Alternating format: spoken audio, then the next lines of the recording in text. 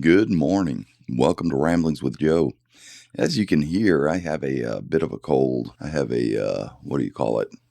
congestion in my head that is phenomenal. It's nonstop, and it's kind of sunk down into my chest a little bit. So yesterday I didn't do a podcast. One of my listeners, you know who you are, which one of the three you are. That's right, I picked up another listener. Complained that she didn't have a podcast to listen to last night. So I thought I'd better get up here and buck up and go ahead and do a podcast. At work, I have a store that I go to regularly. It's a large chain store, one of the big ones. And as a truck driver, you don't have a lot of choices as to what stores you can go to. Now, these truck stops that you see along the side of the road, the big chains, they tend to use that against the truckers because we just don't have a lot of choice. We can't just pull into a 7-Eleven or a Starvin' Marvin, what have you. It is kind of being held hostage by these larger truck stops.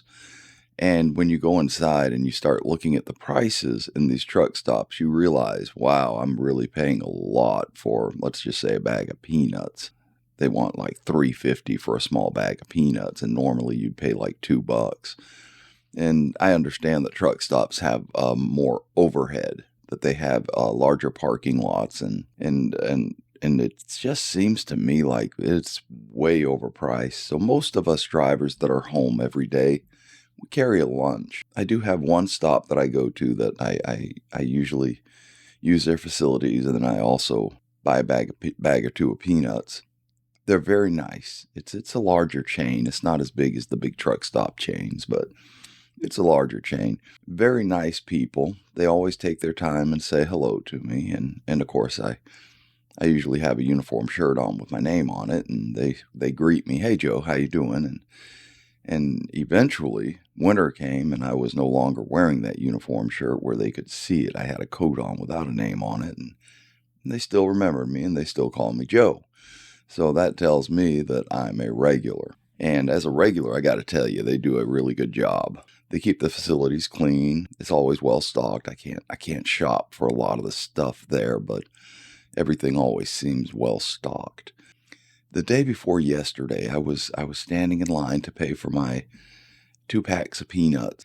Out of nowhere, this dude, I'd say he was probably my age, so in his late 50s, early 60s, he starts yelling, "Are you the manager?" And he points at each employee that's out working, stocking shelves in this case.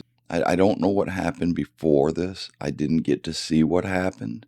He was yelling, though, and he was yelling so that there wasn't any place in that store he wasn't being heard. If you were in the bathrooms, I'm sure you heard this very loud individual. And the manager came out from the back room. I've never been to the back room. I don't know what's back there, but came out from the back room and to see what was going on. And he turned on her and said, "Are you the manager?" And she said, "Yes." And he said, "Your soda machine doesn't work, and that lady doesn't need to be working here." And she said, "Sir, I'm going to need you to quiet down," or something along those lines. Tried to defuse the situation a bit, but he wasn't having it.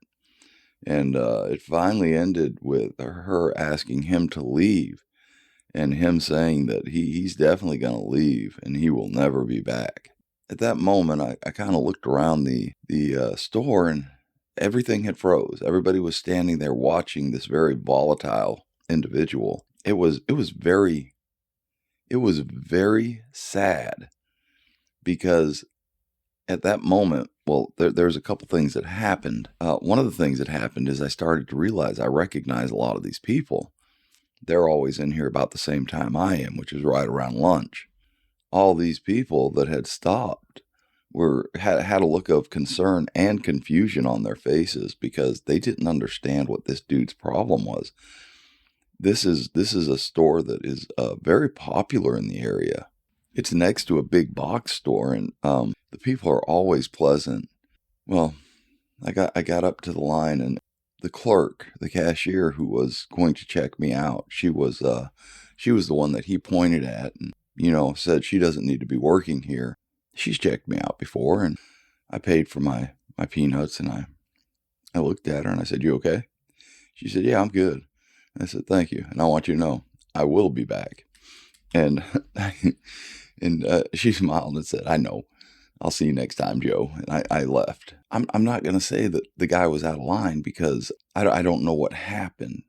But if it was just his addiction to the sodas, a little over the top. I will say this about the individual.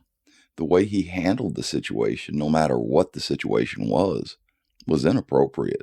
Everybody talks about the next generations coming up and how this guy was in my generation or so close to it that there was no doubt that he should be considered part of my generation. This is just an entitlement beyond. You don't have a right to affect everybody else's day, to stand in a store, a private store, private property, and scream at the employees. I was beyond stunned that this kind of attitude is taking place today.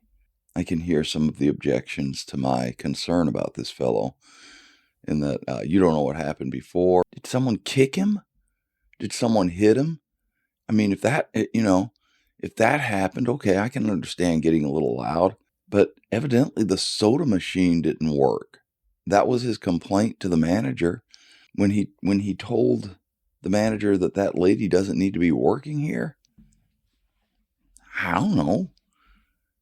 Was she rude to him? Did that justify stopping all business and all people in that store and having them stare at him? I mean, like I said, I realized at that point, I recognized most of these people as regulars at this store.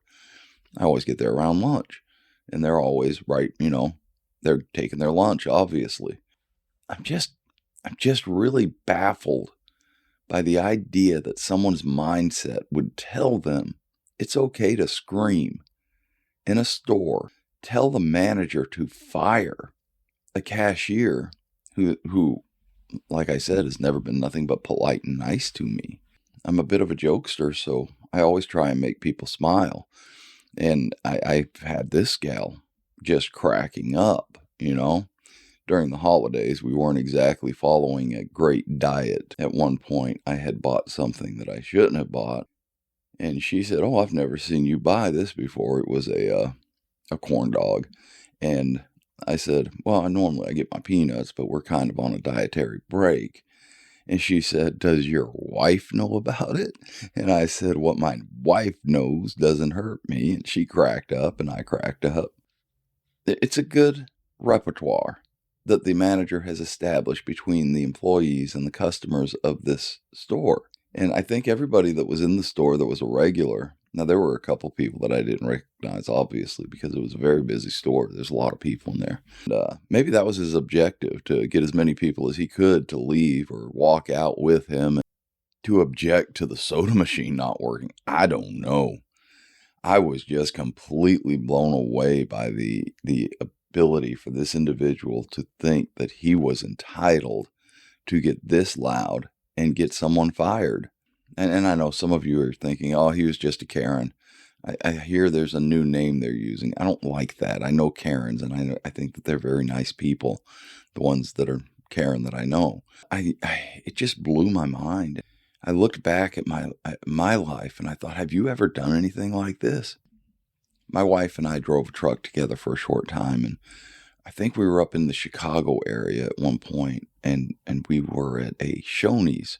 Maybe it wasn't a Shoney's. We were at a big chain restaurant, and we went in and ordered our food, and we were waiting and the waitress bought my wife's food and my wife's drink, and I sat there for, I know, 30 minutes after.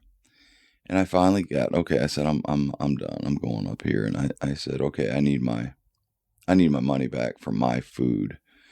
And the manager at the time said, "What's going on?" I said, "I've been here for 30 minutes. My wife has finished her meal, and I never got my meal. So I'm just ready to go, and I need my money back for my meal. And she was very apologetic, and she gave me, and she said, your food is ready. It is probably cold. And I got my money back and I left. I didn't insist that the waitress be fired. This is the closest thing that I can remember that I was really upset about because I was really hungry. But yeah, I'm ruining everybody else's day because you're having a bad moment over a soda machine and maybe a cashier that was rude to you. I can't see this woman being rude to anybody, by the way. I don't know. Maybe this is like the last episode I said. You project your attitude upon other people and you get your attitude back, reflected onto you. Maybe that's a life he's living. Maybe he's going through life with everybody mad at him and he doesn't understand that it's him. It's him who is projecting this upon himself. Anyway, I went back to that store yesterday. And I saw the manager, and she was ringing people out. And I walked over. I had a different cashier, and then I walked over. She was free, and I said I was here to witness that horrible scene from that loud guy. And she was immediately apologized. I am so sorry. I said, no. I just want you to know, you guys do a good job. Keep doing what you're doing. And I gave her a knuckle bump, and we moved on. She was happy to hear that. And I think that's more of the attitude that we need to share with our people in the service industry. It's got to be a miserable job because the only time that you hear anything is when there's a problem. Because when there's not a problem, people are in and out of a place like that and they just want to go about their business. So take a moment. Tell the people that are servicing you for, at a convenience store or your waiter or whatever. Tell them when they do a good job. Don't just tip them. Tell them. Say thank you. Leave them a note on the receipt. Whatever. That guy blew me away. It was wild. It was wild to stand there and witness this. I'm pretty sure if he'd have done something violent that there'd have been 4 or 5 of us that would have jumped on him and stopped him from doing it because the whole store had stopped to watch this guy. It's unbelievable the kind of things that you see out there sometimes. I got some stories on that one. Some of them I'm not allowed to tell. I'm not going to work today. I will go ahead and edit this video. I'll try and put out another video tomorrow, my voice permitting. I hope that you all have a wonderful, wonderful day. I hope you go out there and you find peace, mostly peace. I hope that guy finds peace, love, and dream. Until next time, see you around.